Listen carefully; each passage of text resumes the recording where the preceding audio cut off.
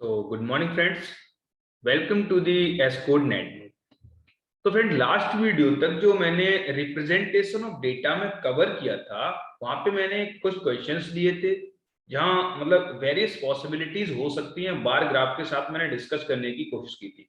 Okay friends, तो इस video में ट्राई करूंगा कि पाई चार्ट को इंट्रोड्यूस किया जाए। ठीक है, तो बेसिकली पाई चार्ट क्या होता है? ये भी डेटा को रिप्रेजेंट करने का स्टाइल है, बट एक डिफरेंट स्टाइल है।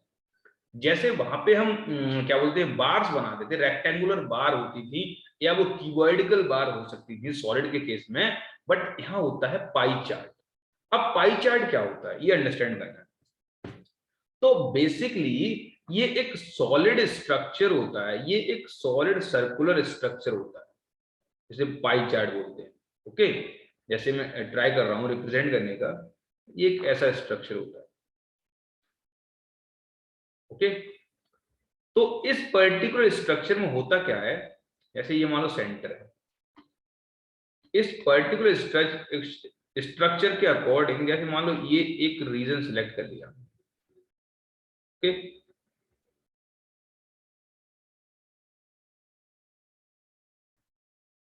एक तो इस पर्टिकुलर रीजन को मैंने ब्लू कर दिया, इसका मतलब ये हुआ कि ये एक रीजन हो गया। सेकंड रीजन सपोज मैंने ये ले लिया, ठीक है, ब्लैक से लेता हूं। सेकंड रीजन मैंने ये ले लिया ब्लैक से, और इसे मैंने ब्लैक ब्लैक कर दिया।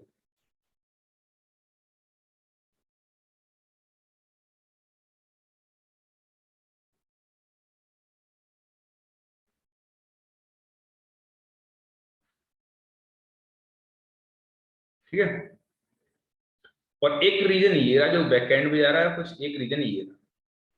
ओके, तो मैं एक को यहाँ पे रेड से कर दे रहा हूँ, ये रेड मार्क कर दिया, और एक यहाँ पे व्हाइट रह रहा है, और सेकंड चलो इसे भी मैं रेड कर देता हूँ, इसमें रेड स्टार्स बना देता हूँ। ओके, तो ये इस तरह का एक स्ट्रक्चर होता है जिसे हम पाई चार्ट बोलते हैं। अब ये डेटा को कैसे रिप्रेजेंट करता है वो अंडरस्टैंड करना है।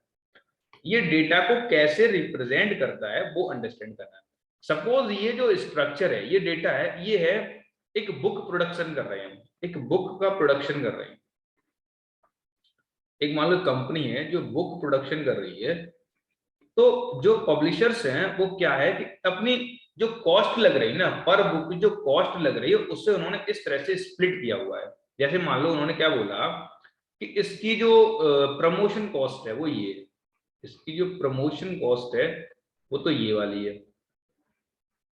एंड इसकी जो मेंटेनेंस या जिसमें पेपर कॉस्ट कैंसिल, जो पेपर कॉस्ट है वो ये वाली है। ठीक है, और जो पब्लिकेशन कॉस्ट है वो ये वाली है, पब्लिकेशन कॉस्ट। ठीक है, कुछ भी हो सकता है। और यहाँ पे जो बाइंडिंग कॉस्ट है वो ये वाली है,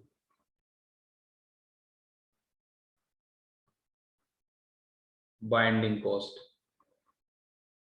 और ये वाली आपकी मान लो बची, तो ये मान लो इस पे क्या बोलते हैं हम, ट्रांसपोर्ट कर रहे हैं इसे कहीं, मतलब इसे कहीं भेज रहे हैं किसी ये पब्लिकेशन हाउस है, इसने बुक को प्रोडक्शन दिया और उसके बाद ये सप्लाई कर रहा है, तो ये मान लो जो ट्रांसपोर्टेशन कॉस्ट, इसे मान लिया ट्रांसपोर्टेशन कॉस्ट। तो ये बुक में डिफरेंट डिफरेंट जो कॉस्ट लगी ना, प्रमोशन कॉस्ट, जो ओवरऑल पर बुक का मान लो, पर बुक में मान लो 500 रुपए की पड़ रही, पर बुक मान लो उस जो पब्लिशर है उसे छपवाने वाले को 500 रुपए की पड़ी, तो उसने क्या बोला कि इस 500 रुपए को मैं स्प्लिट कर रहा हूँ, कैसे कैसे, मतलब 500 रुपए की क्यों पड़ी उसे ये बुक। तो उसने इस पर्टिकुलर डेटा को एक पाई चार्ट के जरिए और पाई चार्ट के फॉर्म में इसे रिप्रेजेंट कर दिया। ओके, तो जो पेपर कॉस्ट है सपोज ये है मान लो 30% ऑफ टोटल कॉस्ट, ये मान लो 20% ऑफ टोटल कॉस्ट, ये भी है 20% ऑफ टोटल कॉस्ट। कितना हो गया? 50 एंड 70, और ये हो गया मान लो 15 15, ये हो गया 15 एंड 15। तो ओवरऑल हो क्या रहा है, बात ये समझना कि हम पाई चार्ट को कैसे यूज कर रहे हैं, कैसे किसी जगह के डेटा को रिप्रेजेंट किया जाता है यूजिंग पाई चार्ट। तो अब यहाँ क्या निकल रहा है कि अगर मान लो टोटल कॉस्ट 500 रुपए है, टोटल कॉस्ट 500 रुपए है, जिसमें 30% जिसमें 30% पेपर कॉस्ट है, तो 30% बराबर क्या है, पेपर कॉस्ट। तो पीपी कॉस्ट कर दिया, ओके चलो पीसी कर देता हूं, पेपर कॉस्ट। तो कितने रुपए होगी, 30% ऑफ 500 निकालोगे तो कितना होगा, ये होगा तुम्हारा 10,536, लगभग ऐसा हो जाएगा 3/10, तो लगभग 150 रुपया, लगभग क्या 150 रुपया हो गया, ओके। तो 150 रुपया तो लग गया पेपर कॉस्ट। अब प्रमोशन कॉस्ट कितना है, 20%। 20% है हमारी प्रमोशन कॉस्ट, जिसे पीआरसी कर दे रहा हूं, प्रमोशन कॉस्ट, और यही है हमारी पब्लिकेशन कॉस्ट, जिसे पीवीसी कर दे रहा हूं, पब्लिकेशन कॉस्ट। तो ये कितने, 20% ऑफ 500 निकालो, तो 500 का 20% हो गया 100 रुपया, ठीक है। अब इसी तरह से जो 15% क्या है, ये है binding cost and transportation cost, BC and TC. तो ये कितनी रह गई, 75 रुपए। तो ओवरऑल करके देख लो, ये टोटल हमारा कितना है, 500 रुपया। 150 प्लस 100 प्लस 100 प्लस 75 प्लस 75। ये 2 बार क्यों लिखाऊं, समझ गए ना, 2 बार लिखने का मतलब भाई 2 बार आ रही ना सेम परसेंट। तो ये हो गया आपका 150 और 200, 250, 250 और 150, सॉरी 150 और 200, 350 एंड 150 हो गया 500 रुपया। तो इस तरह से हमारा 500 रुपया जो कि 100% कॉस्ट है, उसे 30%, 20-20 एंड 15-15% में स्प्लिट किया हुआ है। ये तो बात रही कि डेटा को पाई चार्ट पे हम कैसे रिप्रेजेंट करते हैं, ठीक है। डिफरेंट कलर बॉक्सेस हो सकते हैं उस पाई चार्ट में। अब इसके बाद हम पाई चार्ट के किस तरह के क्वेश्चंस एक्सपेक्ट कर सकते हैं, ठीक है। तो अगर मैं इसके नीचे कुछ एक्सपेक्टेड क्वेश्चंस बताऊं, इसके नीचे में कुछ लिखता हूं एक्सपेक्टेड क्वेश्चंस। तो आज की वीडियो क्योंकि इंट्रो वीडियो है पाई चार्ट की, तो मैं यहां पे रखता हूं कुछ expected questions, okay. Pie chart से क्या एक्सपेक्ट कर सकते हो आप, तो एक्सपेक्टेड क्वेश्चंस, एक्सेप्ट हो गया, एक्सपेक्टेड क्वेश्चंस, ये है अनुमानित क्वेश्चंस। जैसे आपको बताना है, मान लो ये पाई चार्ट है, अब मैं 2D में बना दे रहा हूं, ये पाई चार्ट है, ठीक है। इस पाई चार्ट में क्या है, इस तरह क्वेश्चन एक्सपेक्ट किए जा सकते हैं। ये मान लो एंगल है 30 डिग्री, और ये मान लो एंगल है 60 डिग्री, ओके।